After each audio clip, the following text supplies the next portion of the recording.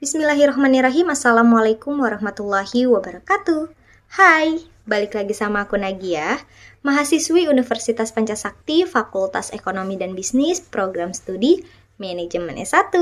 Nah, kali ini kita akan membahas mengenai mata kuliah akuntansi biaya tentang sistem akuntansi biaya. Oke, sekarang kita masuk ke pembahasan yang pertama, yaitu mengenai sistem informasi akuntansi. Manajemen memerlukan informasi yang relevan dan baik atau berkualitas untuk mengelola suatu perusahaan. Informasi yang dibutuhkan oleh manajemen yaitu dihasilkan oleh sebuah sistem, yaitu sistem informasi manajemen. Informasi akuntansi termasuk juga dalam informasi yang dibutuhkan oleh manajemen. Agar manajemen dapat menerima informasi akuntansi sesuai dengan kebutuhannya, maka perusahaan menerapkan sistem informasi akuntansi. Dengan menerapkan sistem informasi akuntansi, perusahaan dapat menyimpan data operasi perusahaan dan mengelolanya menjadi informasi yang baik. Yang kedua, yaitu sistem informasi akuntansi biaya. Sistem informasi akuntansi biaya merupakan suatu deretan prosedur dimulai dari formulir, catatan, dan laporan biaya suatu perusahaan manufaktur yang dibuat secara terkoordinasi di mana bertujuan untuk melaksanakan kegiatan yang merupakan informasi biaya bagi manajemen. Kalau kita berbicara mengenai sistem informasi akuntansi biaya, maka kita akan berbicara mengenai akumulasi biaya. Apa itu akumulasi biaya? Yaitu suatu cara untuk mengetahui berapa besar biaya yang dikeluarkan untuk suatu produk dan jasa atau menyangkut suatu hal. Sistem informasi akuntansi biaya ini akan membantu manajemen dalam mendapatkan informasi yang paling akurat mengenai biaya produksi. Manajemen memerlukan informasi biaya yang sangat akurat karena yang pertama, manajemen memerlukan rencana masa depan. Yang kedua, manajemen memerlukan pengendalian operasional perusahaan. Yang ketiga, manajemen perlu mengevaluasi kinerja masa lampau. Yang keempat, manajemen memerlukan pengiriman kualitas tertinggi ke pelanggan dengan harga yang rendah. Nah, di sini ada gambar dari bisnis manufaktur. Yang pertama kita membeli bahan baku atau bahan dagangnya yang akan dijual kembali. Contohnya kita membeli kayu. Nah, lalu kita tambahkan nilainya, kita olah kembali, dan kayu itu kita ubah menjadi kursi. Nah, setelah itu kursi jadi atau barang jadi kita jual dengan harga yang berbeda. Nah, setelah itu terjadilah persediaan barang akhir.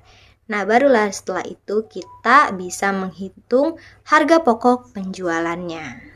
Next, seorang akuntan supaya menghasilkan biaya produk yang akurat, maka ia memerlukan yang pertama membedakan biaya yang berhubungan dengan manufaktur dan biaya yang berhubungan dengan administrasi dan penjualan. Yang kedua, akurat dalam identifikasi dan mengukur semua biaya yang berhubungan dengan manufaktur. Yang ketiga, membedakan ketepatan arah untuk menempatkan biaya pada manufaktur produk-produk. 3. Metode biaya. Metode yang dipakai untuk membedakan biaya itu biasanya adalah sesuai dengan kepentingan daripada bisnis tersebut. Tetapi prinsip dasar membedakan biaya tersebut akan sama untuk setiap metode.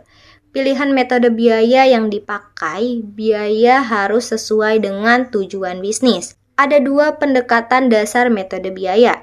Yang pertama ada metode biaya pesanan, yang kedua ada metode biaya proses.